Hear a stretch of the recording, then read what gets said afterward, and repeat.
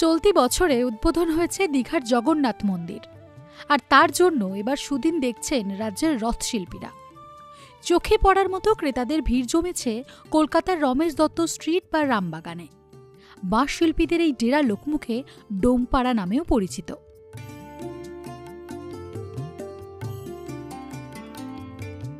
রামবাগান অর্থাৎ রমেশ দত্ত স্ট্রিট এখন জমজমাট নানা নকশার সুন্দর সুসজ্জিত রথে, যা বলা যেতে পারে রথ পাড়ার রূপ নিয়েছে, অর্থাৎ রথের আগে রথের মেলা বলা যেতে পারে।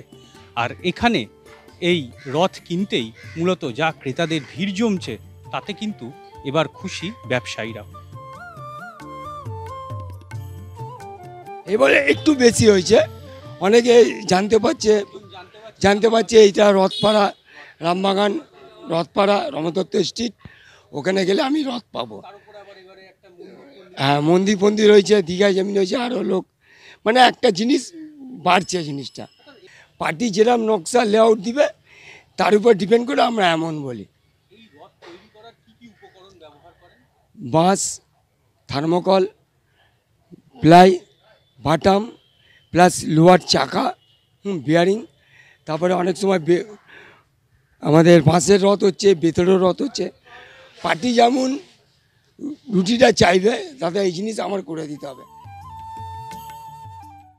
এখানকার শিল্পীদের অনেকেই বংশ পরম্পরায় রথ তৈরি করে আসছেন, তবে তাঁরা এবছরের মতো রথের বরাত আগে কোনো দিনও পাননি বলে জানালেন। কাজ হলে ভালো, 5টা লোক কাজ পায়, সকলের ঘর সংসার চলে। দুয়ায় যে যেমি খুঁজছে, সব ডেকোরেশন উপরে ডিপেন্ডস করে, যেমনি ডেকোরেশন হবে, যেমনি যত ছোট বড় একটা ব্যাপার আছে। মিনিমাম 1,500 2,000 এর উপরে আর যাবে পাশে। হ্যাঁ, সেগুলো তো অবশ্যই। আমার দাদু, বাবা, দাদা সব এইসবই কাজ। এবছর দীঘার জগন্নাথ মন্দির উদ্বোধনের পর রাজ্যের মানুষের কাছে রথযাত্রার মাহাত্ম্য যেন বেড়ে গিয়েছে।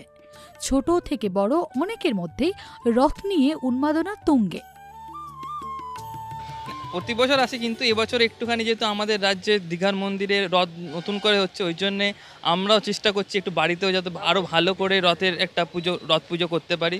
তাই জন্য একটুখানি আরও ভালো করে চেষ্টা করছি করার। বাড়িতে আমার একটা ছোট্ট ছেলে আছে, তার জন্যই নিয়ে যাচ্ছি।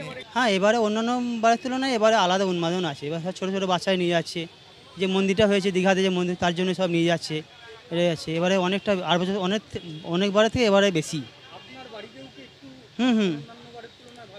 অন্যান্য ভালো করে, হ্যাঁ এবছর অনেক ভালো করে হবে। হ্যাঁ, এবারে একটু রথের সেলটা বেড়েছে। হ্যাঁ, লোকের মনে একটা উৎসাহ আছে যে রথ টানবো, রথ চালাবো। হ্যাঁ হ্যাঁ হ্যাঁ 100 বার দীঘার মন্দিরে একটা প্রভাব পড়েছে।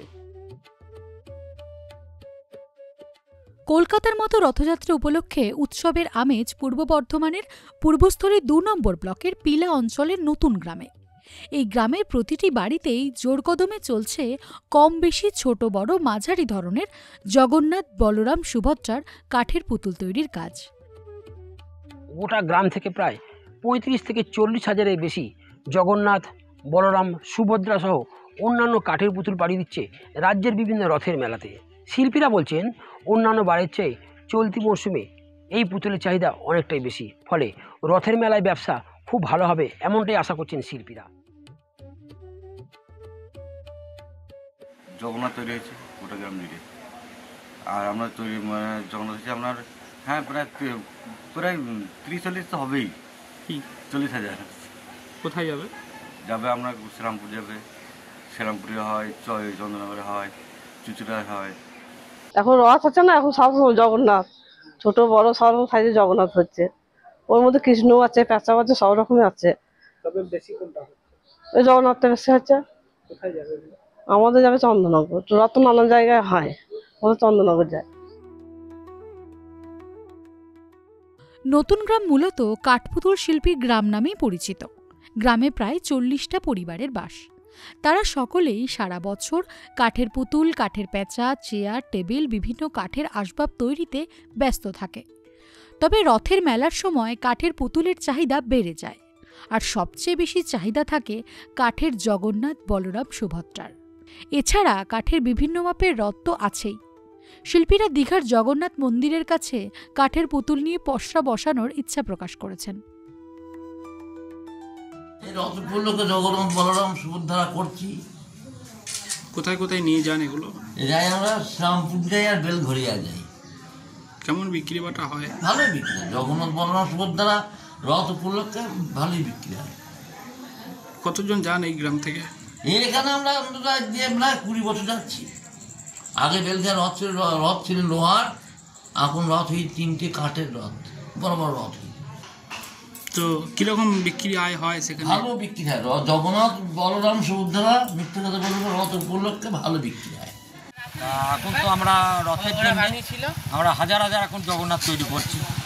হ্যাঁ, আমরা 2-3 জায়গায় রথের মেলায় যাই। আপনার হচ্ছে গুপ্তিপাড়া, দমদম নাগের বাজার, কেউ চন্দ্রনগর, কেউ শ্রীরামপুর, বিভিন্ন জায়গায় আমরা যাই। তা এখানে আমাদের 35-40 বার মতন এখান থেকে ছোট হাতি করে আমরা সব মালপত্র নিয়ে 2 দিন আগে বেরিয়ে যাই দীঘাতে। আমরা এবছরও তো উদ্বোধন হয়েছে, আমরা যদি আগামী বছর যদি আমরা বসার জায়গা পাই, হ্যাঁ, তাহলে আমরা দেখবো, আমরা চেষ্টা করব যে আগামী বছর আমাদের যাওয়ার। শুক্রবার রথযাত্রা। ছোট থেকে বড়রা রথের দড়িতে দেবে টান। জিলিপি, পাঁপড় সহযোগে মেতে উঠবে উৎসবে। ইটিভি ভারত, কলকাতা ও পূর্ব বর্ধমান।